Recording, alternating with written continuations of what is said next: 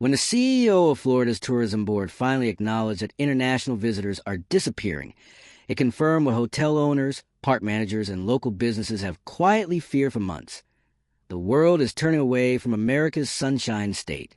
Once teeming with Canadian snowbirds and European vacationers, Florida's beaches and resorts now tell a quieter story. Empty hotel wings, thinning crowds of Orlando's theme parks, and sharp decline in high-spending foreign guests. Don't get fooled by the label. Subscribe now to uncover what's really behind your favorite brands. And get the truth Big Food doesn't want you to see. Canadian travelers, one a lifeline for winter tourism, have slashed visits by more than half, a drop tied to tariffs, visa delays, and the lingering effect of political rhetoric that made cross-border travel feel unwelcome. The ripple effects extend far beyond the beaches. Airline bookings have collapsed, border crossings are down, and the economic heartbeat of local communities that depend on international tourism is faltering.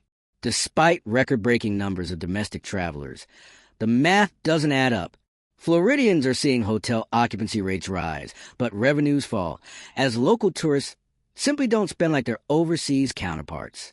Environmental strain, insurance instability, and rising travel costs have compounded the problem, exposing how fragile Florida's tourism economy has become. While officials promise diversification, new destinations, infrastructure upgrades, global campaigns, the state faces a deeper reckoning. Political and economic forces beyond its borders now dictate its fortunes. Unless Florida can rebuild international trust and adapt to the changing global travel landscape, its reputation as the world's playground may fade into something far less certain. A reminder that even paradise can lose its appeal when politics and perception collide. Florida's tourism industry is in serious trouble, and for the first time, the people in charge are admitting it. The state's tourism CEO has come forward publicly acknowledging a steep and alarming drop in international visitors, especially from Canada. This is not just a minor dip. This is a crisis that's starting to expose deep structural vulnerabilities in a state that built its economy on sun, theme parks, and international dollars. The timing couldn't be worse. On the surface, Florida is seeing record-breaking numbers of domestic tourists. Hotel rooms are booked. Highways are jammed. Beaches are crowded. But underneath that chaotic surface lies the problem. It's the wrong kind of tourism. The numbers may be high, but the money isn't. International visitors, especially Canadians and Europeans, spend far more per trip than domestic tourists. They stay longer, eat out more, rent cars, and book premium experiences. And right now, they're not coming. Canadians have been the backbone of Florida's international tourism for decades. They've helped prop up the state's economy during slow seasons, kept hotels open in the off-peak months, and built entire industries in places like Fort Lauderdale, Orlando, and Clearwater. But those visitors are now staying home. Airline bookings from Canada to Florida are down by 75.7%. Border crossings have dropped by over 35%. That's not a fluke. That's not a seasonal slump. That's a boycott. And it's been going on for more than 8 straight months. So what changed? The answer is brutal and it's political. Travelers aren't avoiding Florida because they're bored with the beaches or tired of the weather. They're avoiding it because of the rhetoric, the policies, and the perception that they're not welcome. During the Trump presidency, harsh public comments about Canada and its prime minister set the stage for long-term resentment. Tariffs, political insults, and a combative tone sent a message.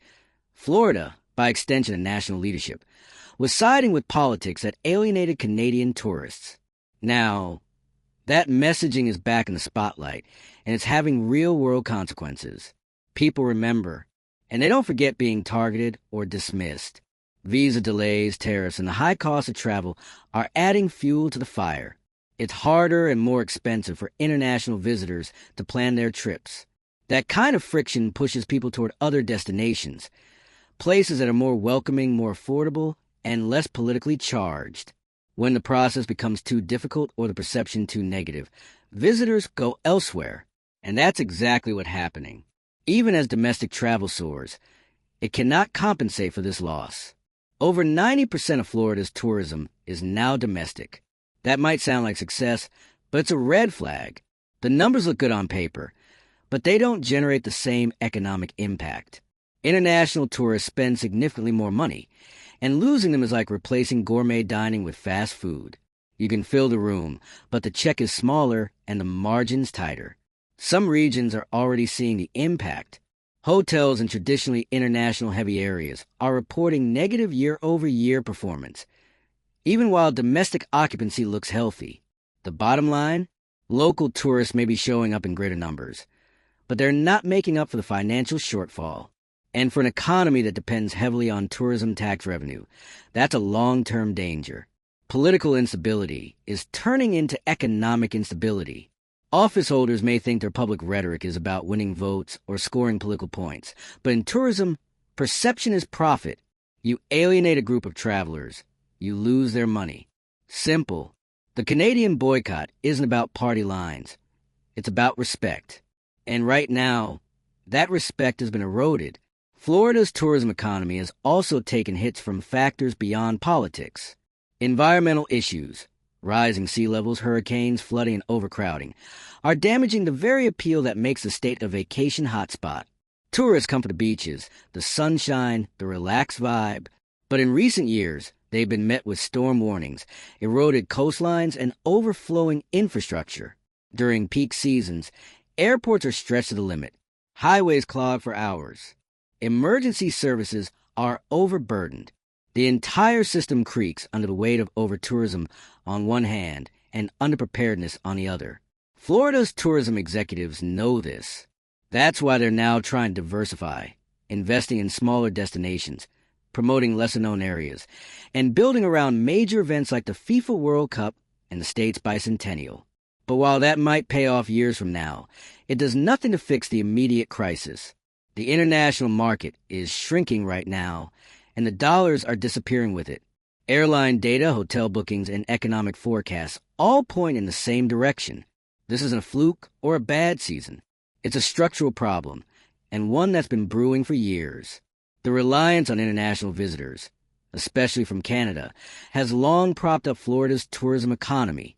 When that market turns away, the cracks become visible, and if they're not addressed soon, they'll deepen into fractures. Domestic tourism alone can't save Florida. It provides volume but not value. More cars on the road doesn't equal more money in the bank. And while Americans are traveling more post-pandemic, that surge isn't sustainable. Inflation is eating away at discretionary spending. Airfare is rising. Hotel rates are hitting ceilings. Eventually, even the domestic boom will slow. And when it does, Florida will be left even more exposed. The tourism CEO's recent acknowledgement of these realities marks a major shift. For years, leadership deflected or minimized the issue, but the numbers have become too stark to ignore. The message is clear. Florida must adapt or lose its place as a global tourism leader. That means taking political tensions seriously. That means engaging diplomatically with international audiences. That means streamlining visa processes, addressing infrastructure bottlenecks, and confronting environmental challenges head-on. The future of Florida tourism depends not just on beaches and sunshine, but on perception, politics, and policy. If the state wants Canadian tourists to return and bring their dollars back, it's going to take more than slogans and ad campaigns. It's going to take rebuilding trust. There's no sugarcoating it. This downturn is significant. Whether it becomes a permanent shift depends entirely on what happens next. Will leadership listen? Will they act? Or will they continue to treat international visitors as expendable in favor of short-term domestic gains? If Florida wants to hold on to its title as a top vacation destination, it needs to make international travelers feel valued again. The economy depends on it. The hotels, the parks, the restaurants, they all depend on it. You can't grow a global brand while alienating the very people who make it profitable. So if you've seen the empty hotel lounges or felt the impact of higher prices with fewer services, now you know why. This isn't a coincidence. It's a collapse happening in plain sight. And it's not just affecting tourists. It's hitting workers, business owners, and communities that rely on those dollars to survive. If this breakdown of Florida's tourism crisis helped you connect the dots, hit the like button. Share this with anyone who wonders why things feel off in their favorite Florida getaway. Subscribe for more deep dives that pull back the curtain and expose what's really going on. And drop your thoughts in the comments, Because rebuilding Florida's tourism reputation is going to take more than slogans. It's going to take truth. It's not just about the big theme parks anymore. Disney, Universal, SeaWorld, they're still pulling in crowds, but even they're feeling the shift. International attendance at these iconic attractions is dropping. And while they'll never say it loudly, the empty seats on international flights, the slower traffic at premium hotel properties, and the quiet weeks between major events all tell the real story. These companies rely heavily on international visitors for upsells, extended stays, and premium experiences. Losing that audience isn't just bad optics. It's a direct hit to the bottom line. And the ripple effect is massive. When international visitors disappear, local economies take the blow. The Canadian snowbirds who used to rent condos for weeks, the German families who booked extended holidays, the UK retirees who spent lavishly in coastal towns. They're not coming. And that hurts small businesses the most. Restaurants, charter boat operators, retail shops, tour guides, all dependent on that higher spending clientele, are struggling to fill the gap. The myth that domestic travel alone can make up the difference is being shattered in real time. Yes, Americans are traveling, but they're also bargain hunting. They're driving shorter distances. They're booking shorter stays. And they're spending less. The economics are simple. A Canadian family of 4, staying for 2 weeks, spending thousands on dining, excursions, shopping, and lodging, cannot be replaced by a last-minute weekend booking from Georgia. Not even close. Florida's long-standing model depended on both ends, heavy domestic volume and high-value international travelers. And right now, one half of that equation is missing and showing no sign of coming back. That's why the state's tourism CEO going public matters. It's not just an acknowledgement. It's an admission of failure at multiple levels, because the industry insiders have known about this for a while. Airline route reductions, booking data, visitor trends. It's been obvious, but the leadership couldn't keep up the illusion any longer. Not when hotels are seeing seasonal dips in what should be peak international periods. Not when airports are losing routes.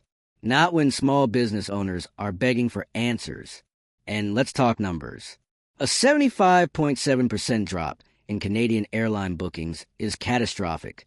Not concerning, catastrophic. Especially when those travelers historically filled flights that anchored seasonal revenue for airlines, car rental companies, and tourism vendors across the state. A 35.2% drop in border crossings? That's not people hesitating. That's people choosing not to come back. That kind of boycott doesn't happen in a vacuum. It's a response, and it's directly tied to the political climate. Comments from former President Trump targeting Canada's Prime Minister and Canadian trade policies didn't just make headlines. They created real-world consequences. Perceptions of hostility matter. Perceptions of being unwelcome matter. And in a global tourism market, they cost. Canada isn't the only market Florida is losing, but it's the most visible and the most damaging. Because Canadian visitors have been loyal. They've weathered hurricanes, recessions, and travel slowdowns before. But political hostility? That's different. It feels personal. And that kind of damage takes years to undo. It's not just rhetoric, either. It's policy, tariffs, visa delays, processing backlogs. These aren't just red tape. They're deterrents. They make travel harder, more expensive, and more frustrating. And in a world where travelers have options, Florida is being quietly replaced. Caribbean destinations, Mexico, Europe, even domestic Canadian alternatives, all gaining ground while Florida slips. And no, major events won't fix this overnight. The FIFA World Cup? Great for short-term buzz. The bicentennial celebrations? Nice for local engagement. But these events don't rebuild broken international relationships. They don't fix the visa backlog. They don't erase years of political missteps. They don't change perception. The core of Florida's tourism appeal was built on 2 things, accessibility and hospitality. And right now, both are at risk. Accessibility is faltering under policy mismanagement and rising costs. Hospitality is being eroded by the perception of political hostility. That combination is toxic. You can spend millions on marketing, but if visitors feel unwelcome or blocked from entry, they won't come. Environmental concerns add another layer of instability. Florida is no stranger to hurricanes, but the frequency and intensity are growing. Coastal erosion, flooding, and rising sea levels aren't abstract concepts. They're lived realities in places like Miami, Naples, and the Panhandle. And when international travelers consider where to spend their time and money, climate resilience matters. No one wants their dream vacation ruined by a flooded street or a closed beach. Infrastructure isn't holding up either. Overcrowding in high season makes the travel experience frustrating. Airports under pressure, roads jammed, local services stretched thin. And the irony is that this chaos is being fueled by the domestic surge that's supposed to be a win. Florida isn't built to handle this volume long term, especially without the international revenue to support upgrades and maintenance. That brings us back to long-term strategy. Yes, diversifying destinations, investing in smaller towns, and marketing hidden gems is smart.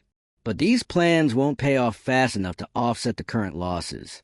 There's a gap between strategy and survival, and many small businesses can't afford to wait. The truth is, Florida's tourism industry isn't in a slump, it's in transition. The old model is breaking, and the new one hasn't arrived yet.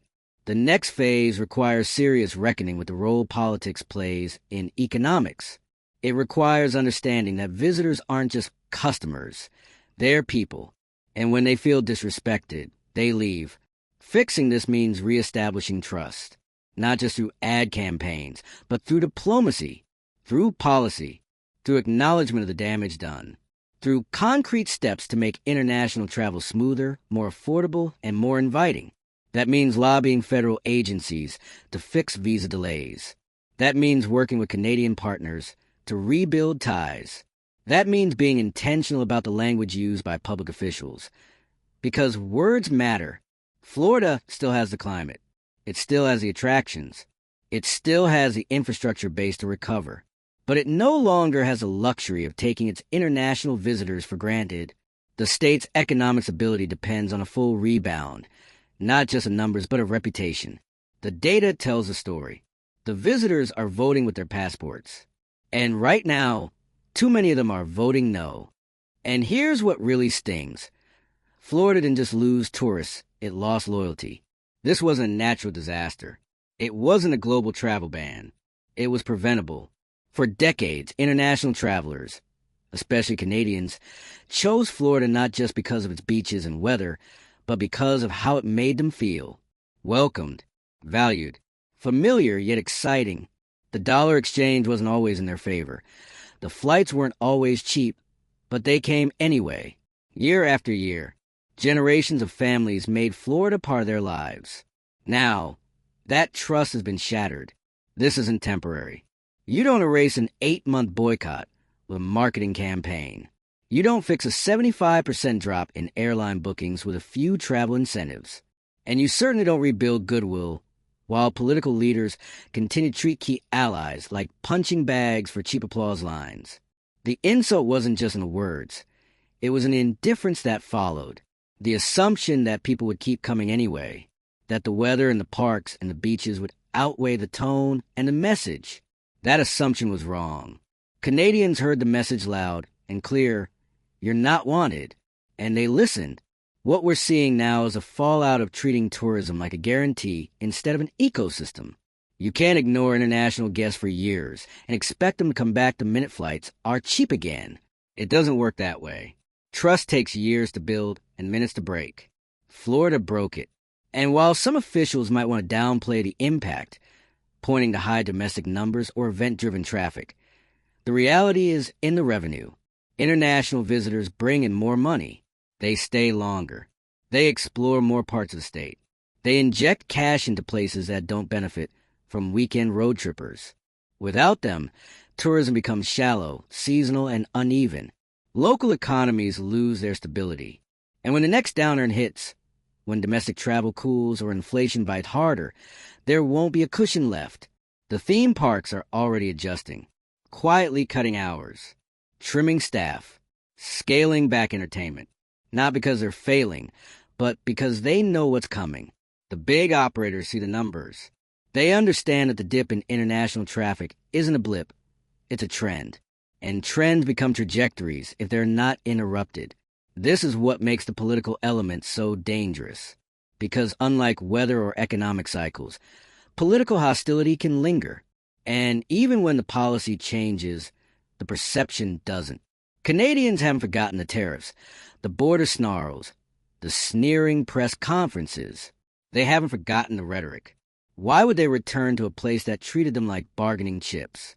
And it's not just about Canada. Europeans are also pulling back. Latin American travelers are reconsidering. International travel is a highly competitive industry. And while Florida has a natural asset, it doesn't have the diplomatic edge right now. Other destinations are hungry. Mexico, the Caribbean, Southern Europe. They're all aggressively targeting the travelers Florida is losing, and they're winning. Meanwhile, Florida's response has been mostly reactive. A few campaigns here, some infrastructure projects there, but no clear, coordinated plan to repair the damage. No statewide initiative to reset international relations. No recognition that political words have economic consequences. And certainly no accountability from the officials who helped cause this crisis in the first place. The longer Florida waits, the harder this gets. International tourism doesn't recover overnight. It takes time. It takes investment. It takes humility. That last part might be the toughest of all, because admitting there's a problem means admitting mistakes were made, and that politics got in the way of prosperity. But denial isn't a strategy, and silence isn't a solution. The stakes are bigger than one bad year. Florida's economy depends on tourism. Entire counties depend on it. Without a full rebound in international travel, the state is operating at a deficit, masked only temporarily by domestic volume. And when that domestic wave subsides, the cliff comes fast. What Florida needs now is leadership, not slogans, not spin. Leadership that understands this isn't about culture wars or campaign rallies. It's about jobs, families, and long-term economic health. Leadership that recognizes the value of international guests, not just their money, but their loyalty. Leadership that stops playing political games with people's livelihoods. So where does that leave us? At a crossroads.